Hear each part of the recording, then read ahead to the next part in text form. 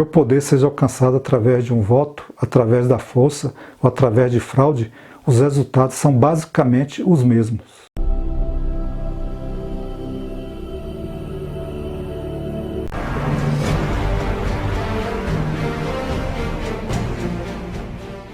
Ou como Mikhail Bakunin explica, por mais democráticos que possam ser seus sentimentos e intenções, uma vez que um político alcance a ascensão do cargo, eles só podem ver a sociedade da mesma maneira que um professor vê seus alunos. E entre alunos e mestres, a igualdade não pode existir. De um lado, o sentimento de superioridade inevitavelmente provocado por uma posição de superioridade. Do outro lado, há um sentimento de inferioridade que decorre da superioridade do professor. Que o poder seja alcançado através de um voto, através da força ou através de fraude, os resultados são basicamente os mesmos. O poder sobre outras pessoas gera o desejo de mais poder. E mesmo na democracia existe uma divisão entre uma classe de governantes e a classe dos governados. Mas o que devemos fazer com essas revelações maquiavélicas? Bem, deveríamos simplesmente aceitar nosso status como meros peões de um jogo de homens e mulheres, cujo motivo fundamental é acumular mais poder e usar esse poder para nos controlar? Ou será que podemos fazer um uso desse conhecimento de maneira construtiva?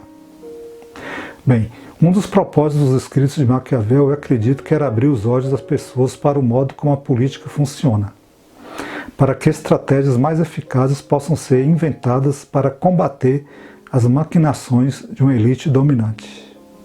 Ou como ele escreveu em uma carta a um amigo, se eu tivesse sido muito pontual ao descrever esses monstros em todas as suas diretrizes e cores, espero que a humanidade os conheça para evitá-los melhor. Meu tratado é uma sátira contra eles e o verdadeiro caráter deles. Maquiavel, ele acreditava que o melhor conhecimento de nossos governantes nos ajudaria a evitar uma das armadilhas que levaram muitas nações às mãos de um tirano. Essas são as chamadas que ouvimos tantas vezes para unidade política, pois a unidade, quando pregada por um membro de uma classe dominante ou um de seus apologistas, não é um caminho que levará ao aumento da liberdade, mas é o caminho para o inferno despótico, ou como Balan explica. Como Maquiavel não é protagonista nem apologista, já que não é o demagogo de nenhum partido, seita ou grupo, ele sabe e diz quão hipócritas são as chamadas para uma unidade, que é uma máscara para a repressão de qualquer oposição. Isso, como fatais ou erradas, são todas as crenças de que a liberdade é o atributo peculiar de qualquer indivíduo ou grupo.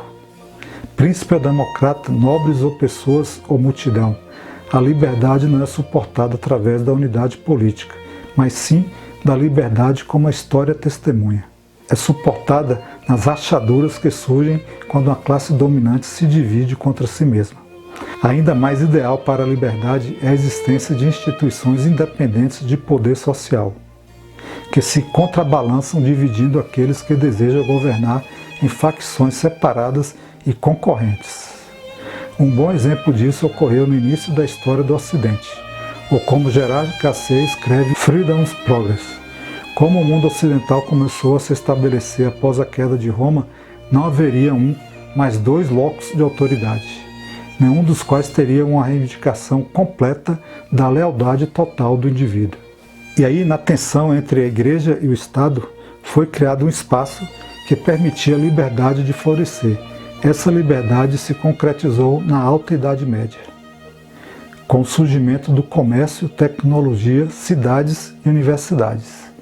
Todas essas instituições e práticas formando a coluna social de um mundo que é reconhecidamente moderno e ainda está conosco hoje.